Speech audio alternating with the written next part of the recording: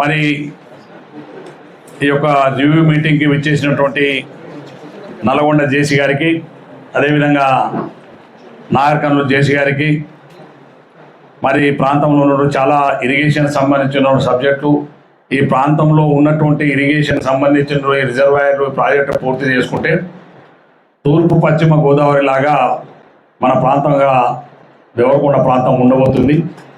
వాస్తవంగా నేను మొన్న హెలికాప్టర్లో మినిస్టర్ గారితో మేము జాన్పాడు పోయినప్పుడు మిర్యాలగూడ ప్రాంతంలో పోయి చూసిన పైన చూస్తే ఒక మూసి తప్ప, ఒక మూసిపోతున్న మూసి తప్ప ఆ కార్పెట్ పచ్చని కార్పెట్గా ప్రాంతం కనబడుతుంది. ఆ ప్రాంతం లాగా దేవరకొండ మారాలని నా జీవిత కోరిక, నా ఆశయం. రాజకీయాలలో అందరికీ అవకాశం రావు. వచ్చినటువంటి అవకాశంలో ఈసారికి గౌరవ ముఖ్యమంత్రి గారు పర్టికులర్గా మన జిల్లా మంత్రిగా, ఇరిగేషన్ మంత్రిగా ఉండడం, ఆయన చాలాసార్లు చెప్తున్నారు నల్లగొండ జిల్లాలో ఉన్నటువంటి పెండి ప్రాజెక్టులు అన్నీ కూడా పూర్తి చేద్దామని. మొన్న జాన్పాడ్లో మేము లోపల కూర్చున్న రివ్యూలో కూడా జిల్లా నాయకులు పెద్దలు జానడి గారు, మంత్రులు, మేము ఎమ్మెల్యేలు అందరూ కూర్చున్నప్పుడు ముందుగా మన జిల్లాలో ఉన్నటువంటి పెండి ప్రాజెక్టులు అన్నీ పూర్తి చేయాలి ఒక గొప్ప సంకల్పం ఉంది ఆయనకు. ఆ సంకల్పంలో మీ అధికారులందరి యొక్క సహకారాలు, ముఖ్యంగా మా దేవరకొండ ఎక్కువ ప్రాజెక్టు ఉన్నది నాకే. ఇప్పుడు రిజర్వాయర్లు, కెనాల్స్ మనం చేసుకున్న దానికంటే ఎక్కువ పని ఉన్నాయి. కాకపోతే ఓపిక కూడా ఉండాలి. కొంత కష్టం ఉంటుంది, ఏం చేసినా కానీ పేరు శాశ్వతంగా ఉంటుంది. పలానా పీరియడ్లో నేను ఎకరాల నీళ్ళు ఇవ్వగలిగిన వారు తృప్తి మీకు కూడా ఉద్యోగస్తులు. ఈ ప్రాంతంలో రేపు ఇంకో ప్రాంతంలో పోయి పని చేయవచ్చు. కానీ ఈ ప్రాంతంలో జరిగినప్పుడు నేను ఎక్కడ వచ్చి నేను ఈ ప్రాంతాన్ని నీళ్ళు ఇచ్చిన, ఈ ప్రాంతంలో పూర్తి చేయగలిగిన అనే గొప్ప అనుభూతి ఉంటుంది. కాబట్టి దయచేసి మీరందరూ కూడా మీ సహకారాన్ని పూర్తిగా అందించాలి.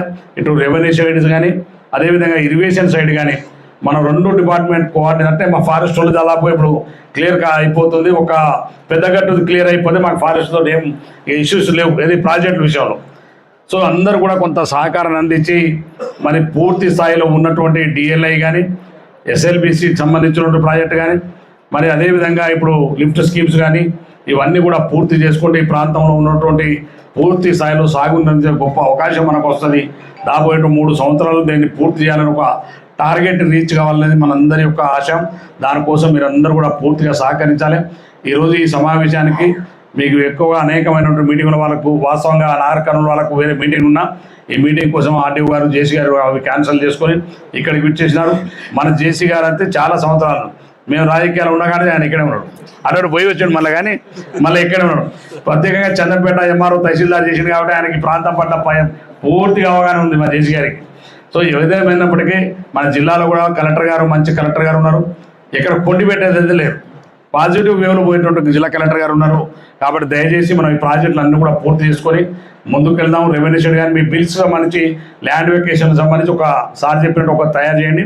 ఇది ఎవరినో ఇక ఫైనాన్స్ మినిస్టర్ సెక్రటరీ వాళ్ళకి కాదు, ఒకటి మన ఇరిగేషన్ మంత్రి గారిని, ఫైనాన్స్ మినిస్టర్, డైరెక్ట్ సీఎం గారిని నేనే పోయి కలిసి స్వయంగా ఇది ఉందని, ఇదైతేనే ప్రాజెక్ట్ ముందుకు వెళ్తానని రిక్వెస్ట్ చేశారు. వాళ్ళు ఆల్రెడీ చెప్పి ఉన్నారు ఫైనాన్స్ వాళ్ళ మీటింగ్లలో. కాబట్టి నేను ఒక్కసారి ముఖ్యమంత్రి గారిని కలిసి ఈ డబ్బులు రిలీజ్ చేయడానికి నా శాయశక్తుల పనిచేస్తున్న మా ఆర్డీఓ కల్వకుర్తి గారికి, జేసీ గారికి, ఈర్వేను తర్వాత గోకారం ఈ 2 ప్రాజెక్టులు వారు R&R కానీ ల్యాండ్ ఎక్వైజ్ కానీ పూర్తి చేసేటువంటి బాధ్యత పూర్తిగా మీదే.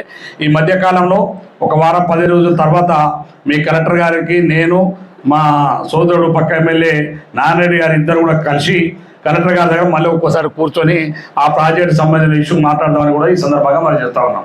ఎందుకంటే వాళ్ళకి మీ డబ్బులు రిలీజ్ చేపిస్తారు ఎట్లా చేసి మా విన్నరోళ్ళు కాబట్టి ముఖ్యమంత్రి గారు కూడా మా జిల్లాలో లేకుండా టక్కన చేస్తాడు.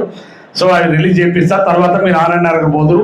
ఈ మధ్యకాలంలో మీ కలెక్టర్ గారి దగ్గర కూడా ఒక సమావేశం ఏర్పాటు చేసుకుందామని చెప్పి మా ఈలకు మేము ఆర్డీఓకి కానీ, జేసీలు కానీ మీరు ఒక్కసారికి మనం కాదు, 1-4 సార్లు వాళ్ళకి చాలా విషయాలు ఉంటాయి. కాబట్టి 1-4 సార్లు మీరు కలిసి ఫాలోఅప్ చేసి మీ సిఈ గారికి మేము ఒక మెసేజ్ పెడతాం. దాన్ని ఫాలోఅప్ చేసి మళ్ళీ మాకు చెప్తాడు, ఇక్కడ ఉంది సార్, ఇది కాదు సార్, ఇది కావట్లేదు, లేకపోతే మీరు ఈ మంత్రి గారికి కలవండి, లేకపోతే వీరికి కలవండి, ఇది అవుతారు. ప్రతి ఒక్కరు కూడా ఫాలోఅప్ లేకుంటే ప్రభుత్వం ఏ పని, కాగితాలు పోతే కాగితాలు పోతాయి, కానీ ఎక్కడ పోయిన కాగితాలు అక్కడనే జరుగుతాయి. శిక్షణ కూడా ఇట్లా సంతకం పెట్టి పక్కన పెట్టేస్తాడు. మాకు తెలుసు కదా అన్ని సంవత్సరాలు. కాబట్టి దయచేసి ఒక ఫైల్ పంపినామో, ఒక ప్రపోజల్ పెట్టినామంటే దాన్ని ఎమ్మడి 1-4 సార్లు మనం ఫాలోఅప్ చేయకపోతే ఏ ఫైల్స్ ముందరగలవు. ఇంతకుముందే మా ఈళ్ళకి ఇద్దరు కూడా చెప్పినాం, మీరు ఏదైతే పంపించిన ఫైల్స్ ఉన్నది లిఫ్ట్ ఇరిగేషన్స్ కానీ, డిండి మోడరేషన్ సంబంధించిన కానీ ఇవన్నీ కూడా ఫైల్స్ అన్నీ కూడా ఫాలోఅప్ చేసుకొని మరి ల్యాండ్ అక్విజిషన్ మిగతా విషయాలన్నీ కూడా మరి పూర్తిగా వాటి మీద ముందు పనిచేయాలని చెప్పేది ఈ సందర్భంగా కోరుకుంటూ మీరందరూ కూడా చాలా దూరంలో ఉన్నటువంటి ఎండ నేను కూడా ఇప్పుడు అందరూ కూడా నా రిక్వెస్ట్ అంతా ఈ ఎండకు కూడా వచ్చినారు. దయచేసి మీ అందరికీ నా భోజనం ఏర్పాటు చేసినా మీరందరూ కూడా భోజనం చేసుకోవాలని నా కోరిక. ఎవరు తినకుండా పోకండి, ఎందుకంటే ఆల్రెడీ 2:30 అయింది. మంచి భోజనం కూడా ఏర్పాటు చేయించాం. మంచి భోజనం చేసి మరి మీ అందరూ కూడా ఈ మీటింగ్ వచ్చినందుకు మీ అందరికీ పేరు పేరున మరొక్కసారి నా హృదయపూర్వమైనటువంటి ధన్యవాదాలు, కృతజ్ఞతలు తెలియజేసుకుంటూ ఈ యొక్క ప్రోగ్రెస్ను ఇంకా ముందుకు తీసుకెళ్దామని కోరుకుంటూ సెలవు తీసుకున్నాను.